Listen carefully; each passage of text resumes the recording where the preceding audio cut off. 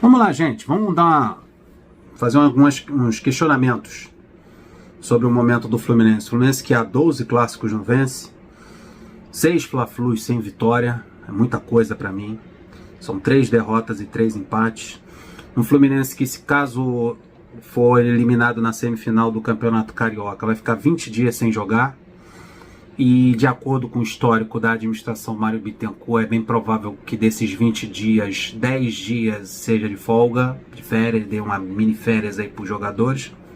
Quando o período é muito longo o intervalo é muito longo de jogos, ao invés de marcar amistosos, eu recomendo marcar amistosos para manter o elenco e a atividade. Eu acho que 20 dias de pré-temporada é muita coisa. É bom para recuperar jogador que está machucado, para recuperar a parte física, mas segundo o histórico da comissão técnica, é bem provável, não muito da comissão técnica, da própria diretoria mesmo, é muito provável desses 20 dias, 10 aí ser de folga. Não duvido nada, tá? Então é muito perigoso ficar muito tempo sem jogar. Seria interessante nesses intervalos marcar amistoso com alguém. É o campeão da Libertadores, é o campeão da Recopa, não vai aparecer adversário para fazer uns treinamentos.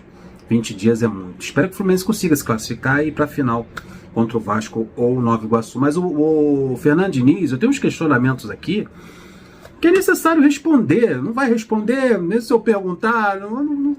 Cara, fica aqui entre a gente. Mas é um ponto que a gente pode pensar um pouco. Cadê os garotos? Por que os garotos foram deixados de lado? Qual foi a necessidade daqueles 4 jogos iniciais do Campeonato Carioca, a utilização dos garotos?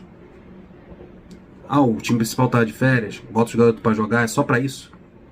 Não tirou nada de proveito daqueles 4 jogos? Não teve ninguém que se destacou, que poderia ter sido usado? Será que o Luan Freitas não seria mais útil do que o Marlon? Machucado, com dores no joelho, fora de um monte de jogos? Será que o Luan Freitas, que foi emprestado para o Paysandu, não seria mais útil do que o Antônio Carlos, que entra durante as partidas e até começa jogando em algumas outras? Será que o Luan Freitas seria tão dispensável assim a ponto de emprestar um jogador de 22, 23 anos que tem o Luan Freitas? Ele fez uma Taça Guanabara ruim? Na minha opinião, não. Poderia ser aproveitado. Por que emprestou o João Neto? O João Neto não seria melhor do que o Lelê? O João Neto não seria mais útil? Olha que o João Neto jogou aberto na ponta direita e fez 2 gols. Imagina esse moleque como referência. Por que emprestou o João Neto? Então isso, ainda tem o Isaac. Eu falei disso em outros vídeos, a não utilização do Isaac pelos lados do campo. O Keno está numa fase horrorosa. Não é o mesmo Keno de 2023. E por que o Isaac, que fez 2 gols no início do Campeonato Carioca, assim como o João Neto, não é aproveitado? Não entra em campo. E sem falar do garoto que chegou agora lá da Colômbia, o tal do Lucumi. Qual foi a necessidade de contratar o tal do Lucumi, se ele não entra? Então o Marquinhos até entre um jogo ou outro, porque não é utilizado. Quem a gente vê nas redes sociais, alguns torcedores falam assim, porra, é uma panela, o Fluminense é uma panela. Sabe por que o torcedor tem essa ideia de uma panela? É do camarada estar em má fase, jogando mal, ou ser um veterano que chegou agora, caso do Renato Augusto e outros jogadores, e tá sempre à frente, sempre tendo chance, sempre tendo oportunidade. O Lima é um típico... uma típica utilização que faz com que o torcedor pense que o Fluminense é uma grande panela. O que o Lima acrescenta ao meio de campo do Fluminense para ele ter essa primazia, essa oportunidade de entrar? No que o Lima é melhor do que o Terãs? Por quê? Um monte de porquê. Por que o Terãs não é utilizado? Quando você precisa de criatividade no meio de campo, alguém ali para jogar por ali, porque o Lima vai sempre na frente do Terãs, como foi no caso do Fla-Flu. No jogo contra o Botafogo, eu vi uma coisa no Terãs completamente diferente do jogo do Fluminense. Que o Fluminense faz. O Terãs deixou 3 vezes o Lelê na cara do gol. Passe longo. Foi de construção de jogo. Ele chegou ali, pegou a bola, meteu a bola entre os zagueiros e pegou o Lelê de cara pro gol. Ele e o goleiro. Coisa que você não tá vendo no Ganso, coisa que você não tá vendo no Renato Augusto, nem nenhum outro jogador do elenco.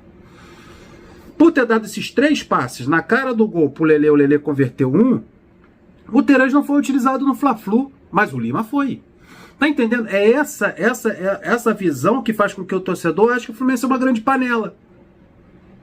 O Lima tendo chances, o Keno mal, os garotos não sendo utilizados, o Isaac nem no banco fica, o João Neto é emprestado, o Luan Freitas é emprestado, daí vem o Antônio Carlos jogando, vê o Marlon jogando, Thiago Santos improvisado na zaga. É esse o questionamento que a gente faz e a visão distorcida de que é uma grande panela, que, pô, distorcida ou não, ainda tem isso. Daí traz o moleque lá da Colômbia, tal do Cume, bota nos profissionais, relaciona, mas o cara não entra. Marquinhos também chega do futebol europeu, chega do Arsenal da Inglaterra e não tem oportunidade. Mas o que não tá mal e tá dentro de campo.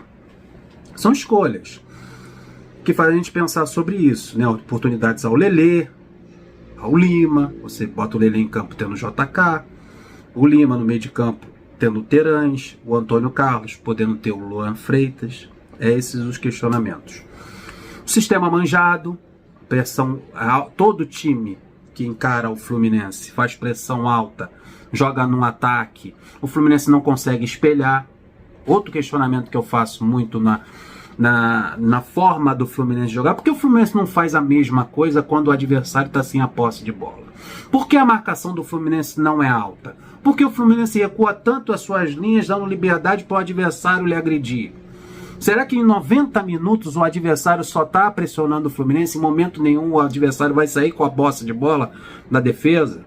Porque o Fluminense não faz a mesma coisa que o adversário faz, essa pressão em cima dos nossos zagueiros, que já está manjado, todo mundo sabe que o Fluminense não consegue sair dali. Porque o Fluminense não faz a mesma coisa, porque o Fluminense não faz uma marcação mais forte, mais firme, 3 jogadores em cima de quem está com a bola.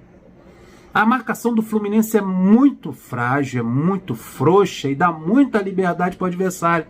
Aí você vai perguntar, e é uma pergunta até interessante, será que é porque o time é envelhecido e o time não tem essa força física no meio de campo?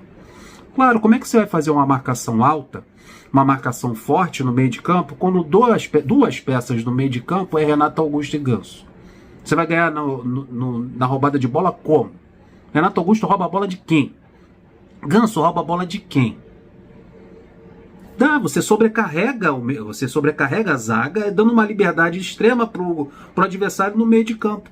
Aí você recebe um hate, né, uma marcação, as linhas altas com a sua defesa, e você não faz o mesmo com o adversário. Muito também da má atuação do Fluminense é isso, a liberdade extrema, a lentidão, os espaços que o setor defensivo do Fluminense dá. O Fluminense tomou 13 gols. 13 gols. Na Taça Guanabara, agora contando com a semifinal contra o Flamengo. 13 gols. A defesa do Fluminense sofreu muito por causa dessa liberdade que dá no meio de campo. Então, marcação frouxa. Por que não há o espelhamento? Porque o Fluminense não faz marcação alta no adversário.